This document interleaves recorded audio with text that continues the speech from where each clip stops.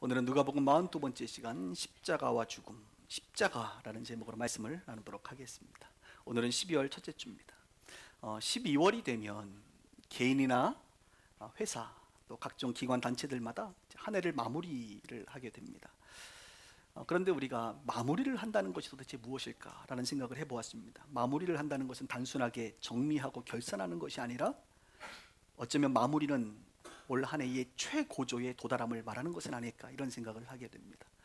우리도 누가복음을 이제 마무리하는 시점에 와 있습니다. 오늘을 포함해서 4번만 설교를 하면 누가복음이 맞춰집니다.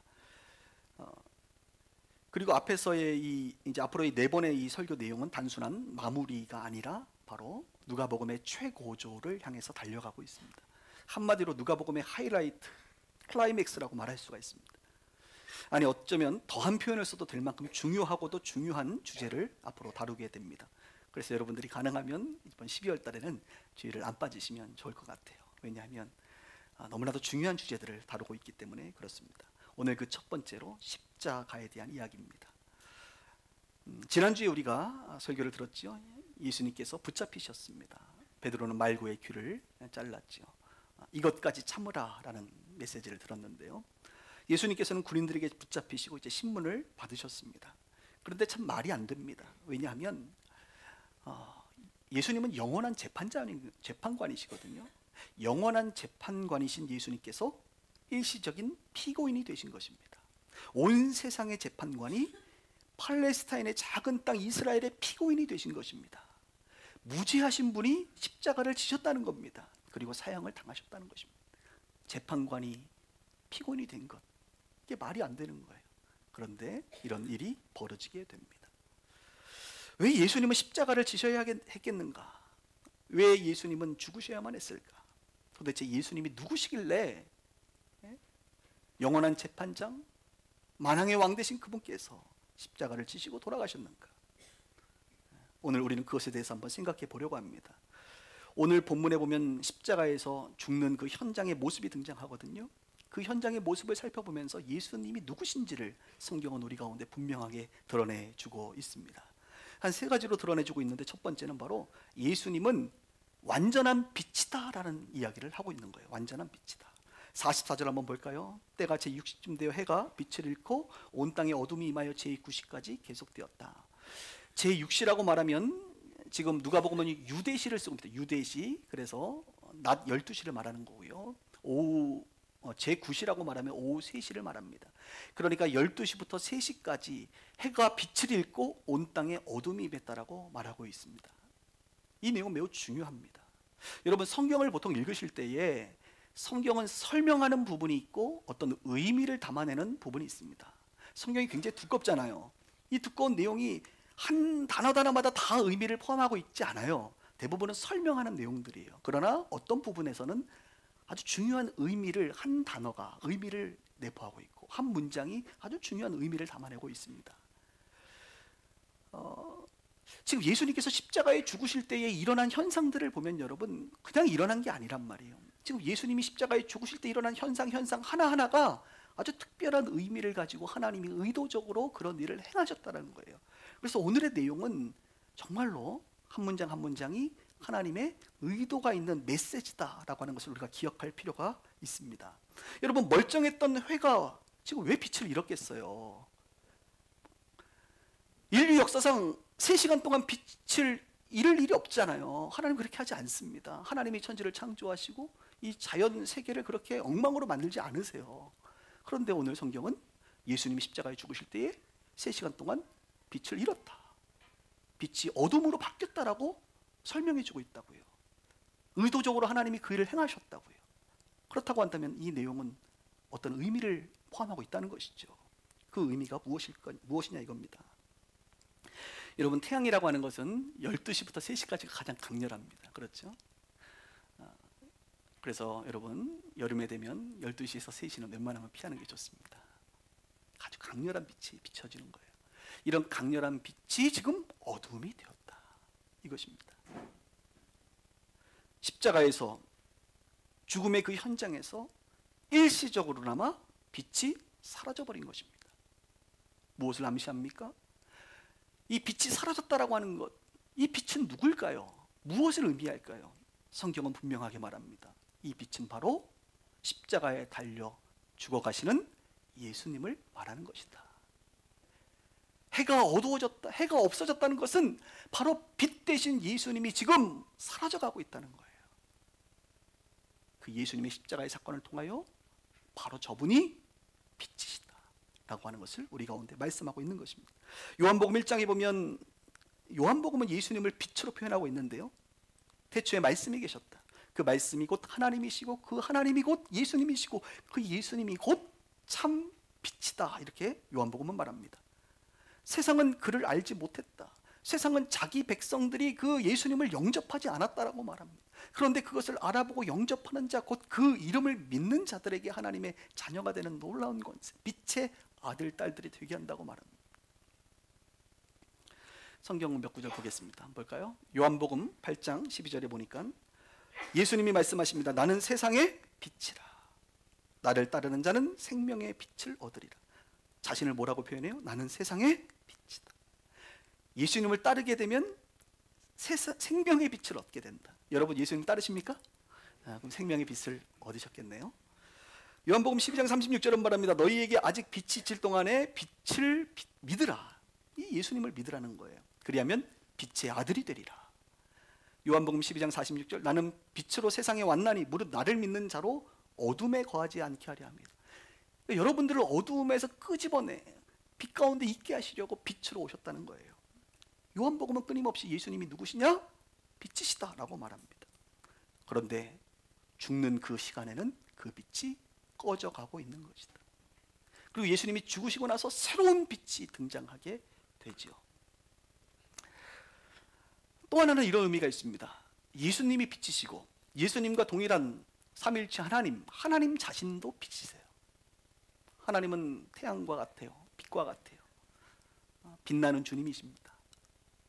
그러니까 빛이 없어졌다는 것은 이렇게 생각해 볼 수 있습니다. 하나님께서 천지를 창조하시고 나서 끊임없이 빛을 비춰주셨는데 지금 자신의 독생자 아들을 예수가 죽는 순간만큼은 등을 돌리셨다. 빛을 멈추셨다. 죽게 내버려 두셨다. 외면하셨다. 여러분을 사랑하사 죽음의 자리에서 버리셨다. 하나님이 빛을 멈추셨다는 의미도 됩니다. 하나님과 예수님은 동일한 분이시죠.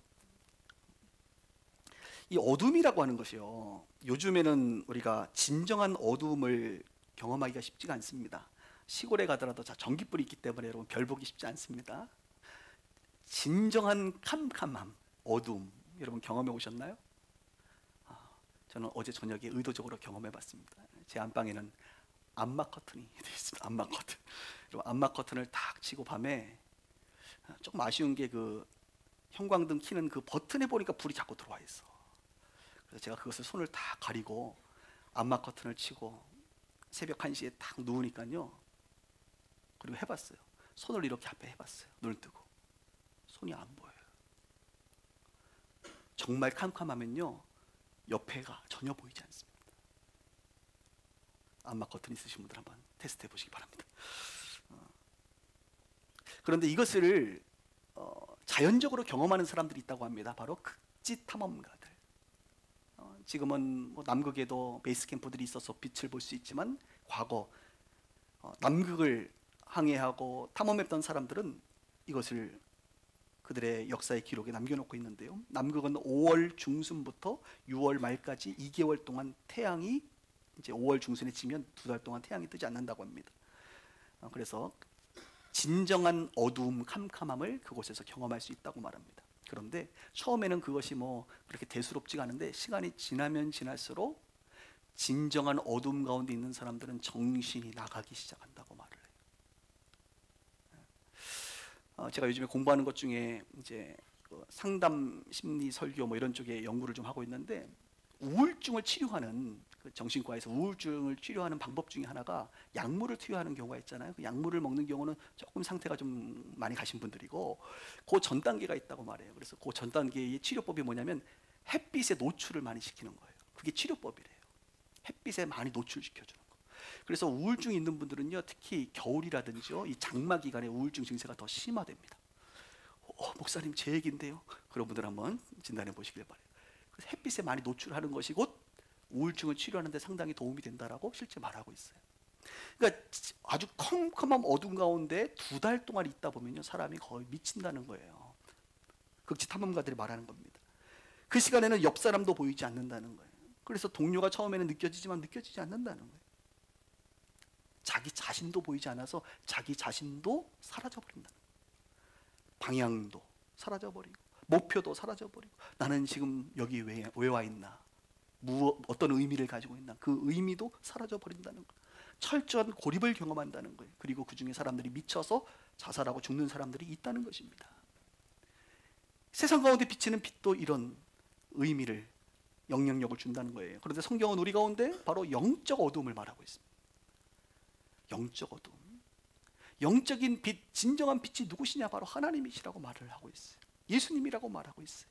그러니까 어둠 가운데로 들어간다는 것은 하나님과 예수님을 등지고 세상을 향하여 끊임없이 걸어가기 시작하면 빛으로부터 멀어진다는 겁니다. 점점 어둠 가운데 진입한다는 겁니다. 그래서 예수님은 말해요. 내가 빛이니 나에게로 나오라. 내가 길이요 진리요 생명이니 나에게로 나오라고 말해요. 나를 바라보라. 빛을 바라보라고 말합니다. 빛을 등지고 빛이라고 생각하는 세상의 명예, 성공, 돈, 권력, 여러분이 추구하는 그것들이 진정한 빛이라고 생각하고 그것을 향해서 달려가는데, 그러지 말고 그것은 빛이 아니다. 진정한 빛, 하나님 예수님을 바라보고 돌아오라. 그분을 바라보라 라고 우리 가운데 가르쳐주고 있는 것이죠. 예수님은 길이요 진리요 생명일 뿐만 아니라 그분 스스로 생명의 떡이다 라고 말하잖아요. 너희들의 영적인 배고픔과 목마름을 해결할 수 있는 유일한 분, 바로 예수. 너희들을 진정으로 옳은 길로 인도할 수 있는 선한 목자 예수.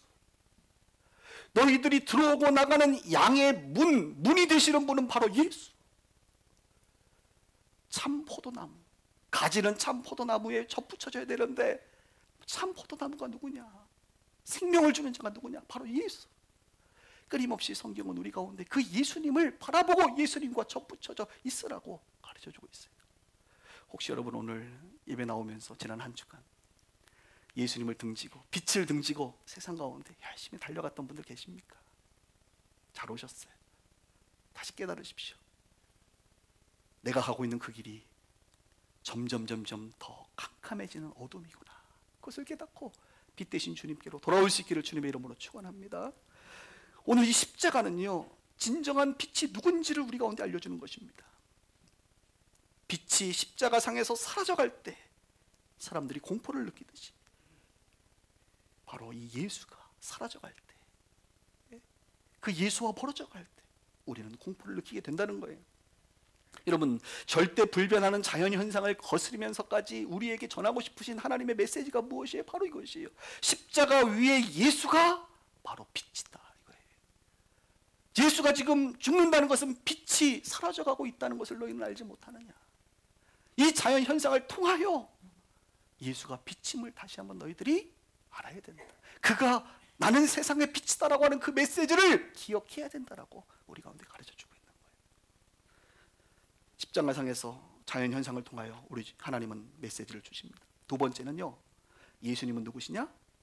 완전한 희생 제물이다 라고 말하고 있습니다. 45절을 볼까요? 같이 한번 읽습니다. 시작. 아주 짧은, 예수님이 십자가에서 죽으시고, 마태복음 마가복음이면 죽으시고 나서 휘장이 위로부터 아래로 찢어지게 됩니다. 이 내용은 여러분 잘 아시잖아요. 오늘 좀 더 깊이 있게 말씀을 드리겠습니다. 휘장이라고 하는 것은요, 얇고 작은 천조각이 아닙니다. 휘장은 매우 두껍고 무겁습니다. 사실상 벽이다 이렇게 말할 수가 있어요. 벽과 다름이 없어요. 이 휘장이라고 하는 것은 하나님의 임재, 이것을 쉐키라의 영광, 이렇게 표현해, 쉐키라의 영광, 그 하나님의 임재인 지성소와 그리고 성전 그 위의 것을 분리하는 그런 벽이 바로 휘장이었습니다. 결국 하나님과 인간의 분리를 상징하는 것이에요. 감히 죄인된 인간이 하나님 쉐키나의 영광 가운데 들어갈 수 없다는 거예요. 그게 바로 휘장이었어요. 휘장에는 누구만 들어갑니까? 거룩한 자만 들어갑니다. 인류 수많은 민족들 중에 거룩한 민족 누구요? 유대민족. 그 유대민족 중에서도 거룩한 자 누구요? 레위지파. 레위지파 중에서도 거룩한 자 누구요? 제사장. 제사장 중에서도 거룩하고 거룩한 그 한 사람 누구요? 대제사장. 그 사람만이 1년에 딱 한 번 들어가는 곳이 휘장을 젖히고 들어가는 곳이 지성소입니다. 그냥 들어가지 않아요. 그는 목욕을 해야 됩니다. 몸을 거룩하게 해야 됩니다. 아무 옷이나 입지 않아요. 거룩한 세마포 옷만 입어야 돼요. 그냥 들어가지 않아요. 염소와 송아지의 피를 담아 들어갑니다. 이 피는 곧 생명을 말해요. 육체의 생명은 피에 있다고 성경이 말해요. 우리가 죽는다는 것은 다른 것이 아니에요. 피를 흘리는 것이 죽는 거예요. 그래서 제사제도는 피를 통하여 죽음을 대체하는 거예요. 염소와 송아지의 피를 가지고 이 대제사장이 1년에 한 번 휘장을 열고 거룩한 모습으로 들어가 지성소 안에 있는 속죄소라고 하는 곳에 7번 뿌리는 겁니다. 그것을 통하여 하나님께서 이스라엘 백성들의 죄를 용서하시는 그런 제사제도가 바로 이 지성소의 휘장의 문을 여는 것입니다. 이 결과로 대제사장은 언약의 중보자가 되죠. 언약이라고 하는 것은 하나님은 우리의 하나님이 되고 우리는 하나님의 백성이 되는 그 관계, 이 중보의 역할을 대제사장이 하게 됩니다. 바로 레위기 16장이 이것을 아주 자세하게 우리 가운데 잘 설명해 주고 있죠. 이 구약의 지금 휘장 얘기를 갑자기 예수님이 돌아가실 때 하시는 거예요. 지금 그냥 설명하는 게 아니에요. 뭔가 의미가 있으니까 예수님이 죽으시는 그 순간 휘장이 위로부터 아래로 확 찢어졌다는 거예요. 무엇을 의미할까요? 이것을 성경은 가르쳐주고 있습니다. 히브리서 9장 10절에서 15절 신약성경 361페이지인데요. 성경이 있는 분들은 성경을 보시고 없는 분들은 앞에 화면을 보셔도 좋습니다. 히브리서 9장 10절부터 제가 읽겠습니다. 이런 것은 먹고 마시는 것과 여러 가지 씻는 것과 함께 육체의 예법일 뿐이며 지금까지의 그런 휘장을 젖히는 것은 예법인데 뭐 할 때까지? 개혁할 때까지 맡겨둔 것이라. 개혁이 일어난다는 겁니다. 그 개혁은 십자가에서 예수님이 하신 개혁입니다. 그리스도께서는 장래 좋은 일의 대제사장으로 오사 손으로 짓지 아니한 것 곧 이 창조에 속하지 아니하고 더 크고 온전한 장막으로 말미암아 무엇을 염소와 송아지의 피로 하지 아니하고, 구약에는 염소와 송아지의 피로 했는데 이제는 염소와 송아지의 피로 하지 아니하고 오직 무슨 피? 자기의 피로 영원한 속죄를 이루사 단번에 성소에 들어가셨느니라. 염소와 황소의 피와 및 암송아지의 죄를 부정한 자에게 뿌려 그 육체를 정결하게 하여 거룩하게 하거든 하물며 영원하신 성령으로 말미암아 흠없는 자기를 하나님께 드린 그리스도의 피가 어찌 너희 양심을 죽은 행실에서 깨끗하게 하사 살아계신 하나님을 섬기지 못하게 하겠느냐. 이로 말미암아 그는 뭐래요? 아까 대제사장이 언약의 중보자였는데 새 언약의 중보자시니 이는 첫째 때에 범한 죄로 속량하시고 죽으사 부르심을 입은 자로 하여금 영원한 기업의 약속을 얻게 하려 하십니다. 예수님이 이 법을 개혁하셨다고 합니다. 대제사장 구약에는 염소와 송아지의 피지만 이제는 예수님이 자기의 피로 단번에 그리스도의 피로 단번에 새 언약의 중보자가 되셔서 휘장을 젖혀 열어버리신 거죠. 또 하나 볼게요. 히브리서 10장 19절부터 22절입니다. 그러므로 형제들아, 이제 여러분들에게 말합니다. 우리가 예수의 피를 힘입어 성소에 들어갈 뭘 얻었어요? 담력을 얻었나니 이 길은 우리를 위하여 휘장 가운데 열어놓으신 새로운 살 길이요 휘장은 곧 뭐래요? 그의 육체니라. 또 하나님의 집 다스리는 큰 제사장이 계십니다. 바로 예수님이신데 우리가 마음의 뿌림을 받아 악한 양심으로부터 벗어나고 몸은 맑은 물로 씻음을 받았는 참 마음과 온전한 믿음으로 마지막에 하나님께 나아가자. 결론적으로 우리는 예수의 피를 힘입어 십자가의 예수의 피를 힘입어 이제 하나님께 나아갈 담력을 얻었다는 거예요. 구약에는 담력을 못 얻었지요. 들어가면 죽는 건데 아무나 못 들어갑니다. 거룩한 대제사장들도 발발발발 떨면서 들어갔단 말이에요. 그 담력이 없었다고요. 그런데 우리는 예수의 피를 힘입어 담력을 얻어서 하나님께 나아가는, 오늘 여러분들이 하나님께 나온 줄 믿습니다. 우리가 찬양할 때 하나님의 영광, 쉐키나의 영광, 하나님의 임재가 있었단 말이에요. 어떻게 가능합니까? 예수님의 십자가의 보혈의 능력을 의지하여 우리가 나온 거예요. 예수님 돌아가실 때 휘장이 위로부터 아래로 찢겼다고 말합니다. 아래에서 인간들이 찢은 게 아닙니다. 인간의 공로로 찢은 게 아니에요. 여러분들의 노력으로 찢은 게 아니에요.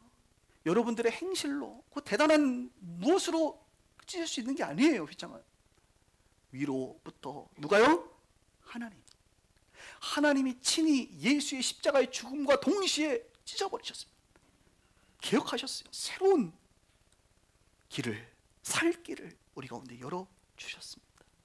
그래서 기독교는 우리가 구원받는 것은 우리의 노력이나 행실이 아니라 하나님의 은혜요, 하나님의 사랑이다라고 말하고 있는 것입니다. 구약의 모든 희생을 종식시키는 단번의 희생, 완전한 희생, 영원한 희생, 그것이 바로 십자가의 의미입니다. 휘장으로 가려졌던 우리의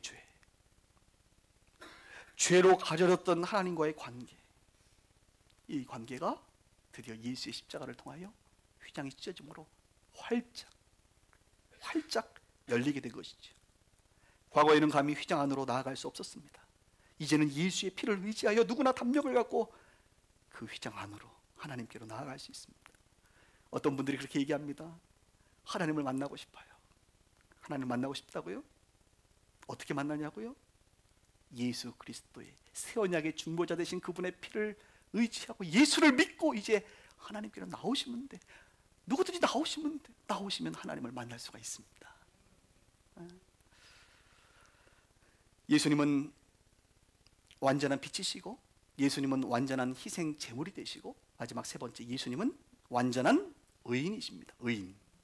47절을 또 역시 다 같이 한번 읽습니다. 시작.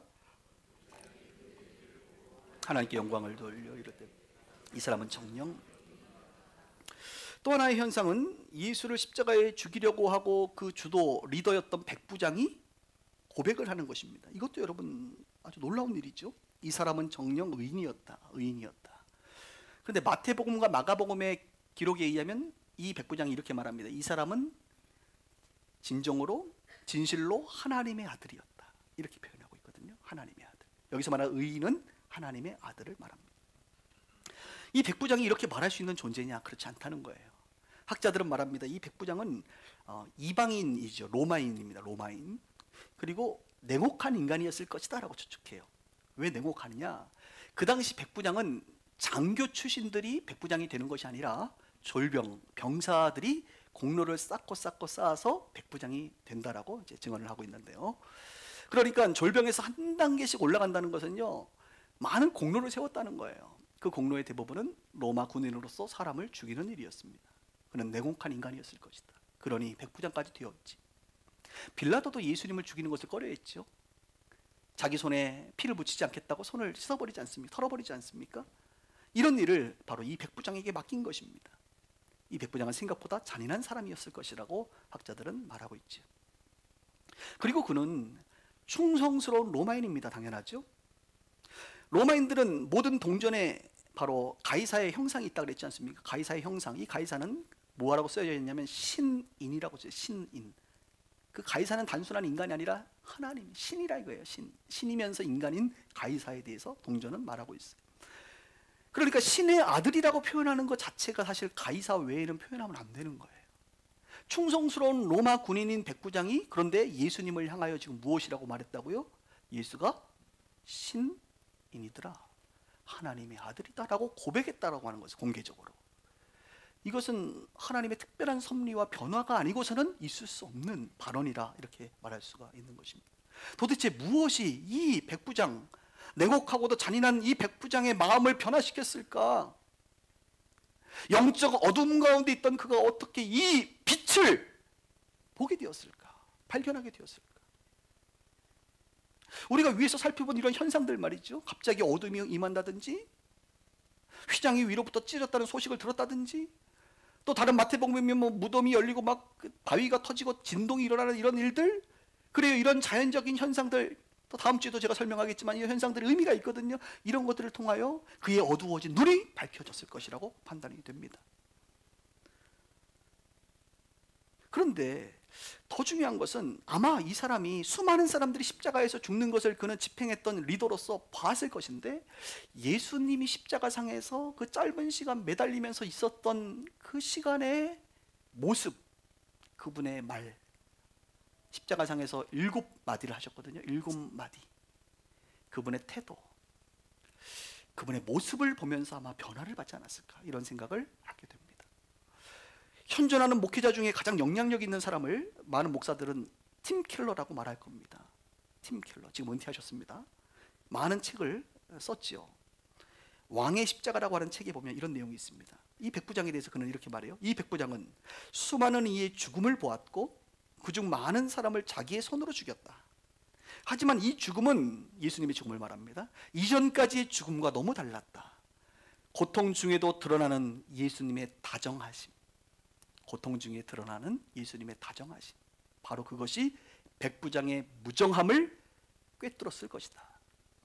예수님의 아름다운 죽음이 그의 어두움을 환하게 비추었던 게 분명하다라고 얘기하고 있어요. 굉장히 감성적이고 문학적인 표현인데 동의합니다. 예수님의 십자가 상에서의 다정하심,